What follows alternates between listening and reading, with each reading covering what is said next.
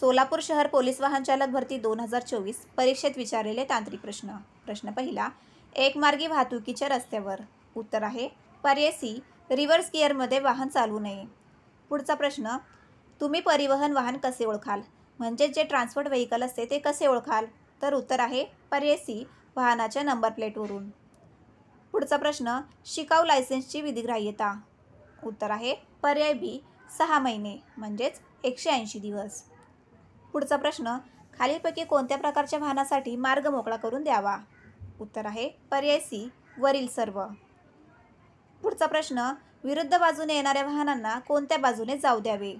उत्तर आहे पर्याय ए, तुमच्या उजव्या बाजूने. पुढचा प्रश्न, डॅश डॅश वेळी फॉगलाईट वापरले जाते. उत्तर आहे पर्याय बी, धुक्याच्या वेळी. पुढचा प्रश्न, निसरडा रस्ता हे चिन्ह रस्त्यावर दिसल्यास वाहन चालकाने. उत्तर आहे पर्याय बी, गिअर बदलून वाहनाचा वेग कमी करावा. पुढचा प्रश्न, कोणत्या परिस्थितीत वाहन ओव्हरटेक करण्यास मनाई आहे? उत्तर आहे पर्याय ए, अन्य वाहतुकीस अडथळा किंवा धोका उत्पन्न होत असल्यास. पुढचा प्रश्न, वाहन ओलांडण्यास ओव्हरटेक करण्यास मनाई. योग्य उत्तर आहे पर्याय सी, जेव्हा समोरील रस्ता स्पष्ट दिसत नसेल. पुढचा प्रश्न, खाजगी वाहनामध्ये ठेवावयाची कागदपत्रे. उत्तर आहे पर्याय डी, नोंदणी प्रमाणपत्र, विमा प्रमाणपत्र, कर प्रमाणपत्र आणि वाहन चालविण्याचा परवाना म्हणजेच ड्रायव्हिंग लायसन्स. पुढचा प्रश्न, प्रदूषण नियंत्रण प्रमाणपत्राची विधिग्राह्यता. उत्तर आहे पर्याय ए, 6 महिने. पुढचा प्रश्न, वाहन चालकाने उजवा हात सरळ करून तळहाताखालील दिशेच्या स्थितीत ठेवून अनेक वेळा वर खाली केले तर. उत्तर आहे पर्याय बी, तो वाहनाची गती कमी करत आहे.